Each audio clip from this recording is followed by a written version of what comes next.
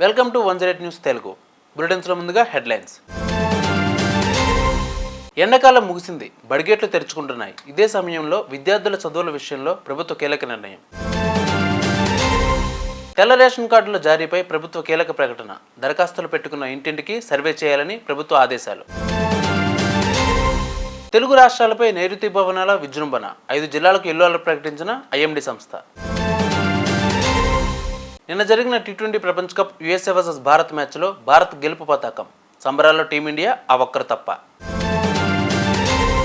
నేడు ముఖ్యమంత్రిగా అధికారం చేపట్టనున్న నారా చంద్రబాబు నాయుడు తొలి సంతకంపై ఇచ్చిన మాట నిలబెట్టుకుంటారా అంటున్న ప్రతిపక్షాలు. ఎండాకాలం ముగిసింది, బడిగేట్లు తెరుచుకుంటున్నాయి. ఇప్పటికే తెలంగాణ రాష్ట్రంలో స్కూల్స్ రీఓపెన్ కాగా నేటి నుంచి ఆంధ్రప్రదేశ్ రాష్ట్రంలో కూడా బడిగేట్లు తెరుచుకుంటున్నాయి. సుదీర్ఘ వేసవి సెలవు తర్వాత విద్యార్థులు బడిబాట పట్టనున్నారు.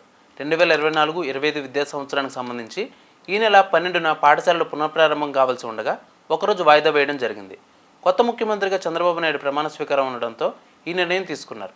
ఈ రోజు నుంచి రాష్ట్రంలోని అన్ని ప్రభుత్వ ప్రైవేటు పాఠశాలలు ఓపెన్ చేశారు. అయితే ఏపీలో కొత్తగా కొలువుదీరిన చంద్రబాబు ప్రభుత్వం విద్యార్థుల చదువుల విషయంలో కీలక నిర్ణయం తీసుకుంది.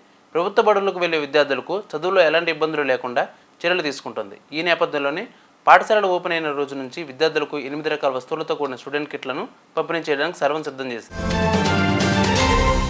మీరు తెలంగాణ కొత్త రేషన్ కార్డు కోసం ప్రజాపాలనలో దరఖాస్తు చేసుకుంటున్నారా? అయితే ఈ విషయాన్ని ఖచ్చితంగా తెలుసుకోవాలి. అర్హులైన వారికి తెల్ల రేషన్ కార్డులు ఇవ్వాలని సీఎం రేవంత్ రెడ్డి ప్రభుత్వం టార్గెట్ పెట్టుకుంది. అయితే ఇక్కడ ఓ మెలిక కూడా పెట్టింది. అర్హులు ఎవరు అనే విషయంలో ఎక్కడ రాజీ పడకూడదని భావిస్తోంది. ఎందుకంటే అర్హులు కాని వారి లబ్ధి పొందితే ప్రభుత్వ ఖజానాకు భారీ నష్టం వస్తుందని ప్రభుత్వ వర్గాలు భావిస్తున్నాయి.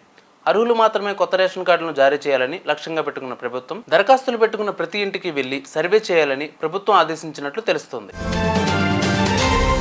తెలుగు రాష్ట్రాల్లో నైరుతి రుతుపవనాలు చురుగ్గా ఉన్నాయి. ఇవి మరో 4 రోజులు ఇలాగే ఉంటాయని భారత వాతావరణ విభాగం తెలిపింది. అలాగే దక్షిణాదిన ఉన్న షియర్ జోన్ కారణంగా వచ్చే 5 రోజుల పాటు తెలంగాణ, కోస్తాంధ్ర, రాయలసీమ, యానాంలో అక్కడక్కడ తేలికపాటి నుంచి మోస్తారు వర్షాలు కురుస్తాయని అధికారులు తెలిపారు. శాటిలైట్స్ ప్రెసిపిటేషన్ అంచనాల ప్రకారం ఇవాళ తెలుగు రాష్ట్రాలపై రోజంతా మేఘాలు ఉంటాయి. మధ్యాహ్నం 1 గంట తర్వాత హైదరాబాద్ చుట్టుపక్కల వాన మొదలవుతుంది. అది క్రమంగా పెరుగుతూ మధ్యాహ్నం 3 గంటల తర్వాత హైదరాబాద్లో భారీ వర్షం కురిసే ఛాన్స్ ఉంది. అలాగే కోస్తాంధ్రలో కూడా మోస్తారు వాన పడుతుంది. సాయంత్రం 4 తర్వాత మధ్య తెలంగాణ అంతటా వానలు పడతాయని సూచిస్తోంది. టీ20 ప్రపంచ కప్ 2024లో టీమిండియా సూపర్ 8కు చేరుకుంది.